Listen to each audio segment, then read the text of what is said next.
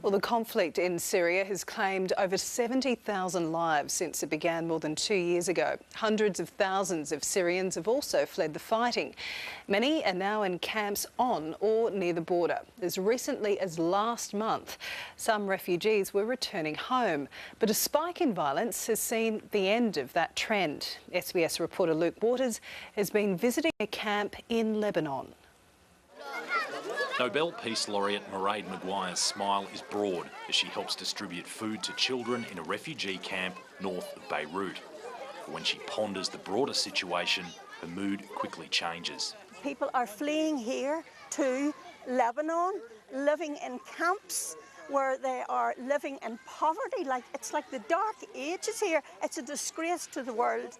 So the violence has to stop. Ms Maguire is on an international peace delegation visiting Lebanon and Syria. The group has met political and religious leaders advocating a peaceful solution in war-ravaged Syria, warning of even more dire consequences if world powers don't intervene with dialogue and negotiations, not weapons. You know what's going to happen here? Do you realise what's happening here? Because waking up what's happening here, all these refugees pouring into this country of Lebanon is going to be torn apart. Syria is going to be torn apart. The vast Bekaa Valley is now littered with camps. No one's certain how many occupy this makeshift settlement, as none of the refugees here are registered. On the outskirts, the prevailing uncertainty makes for high tension at times, with most people here having recently lost family and friends in the intense fighting and shelling. As refugees continue to surge across the Syrian border in their tens of thousands, every square inch of land and every possible piece of infrastructure is being used to house them.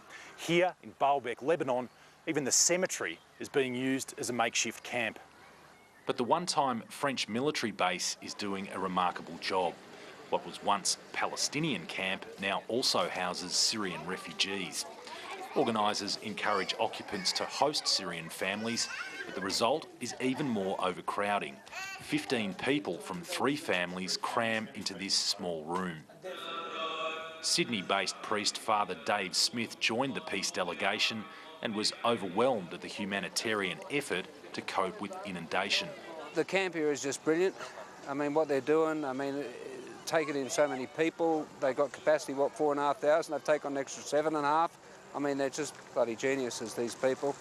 The message from the delegation is for governments to push for an end to all aid for combatants, an immediate ceasefire in Syria, and to lead peace negotiations. If you have a conscience at all, stand up for non-violence, for peace and for justice for the people of the world, particularly the Palestinian children. In Baalbek, Lebanon, Luke Waters, World News Australia.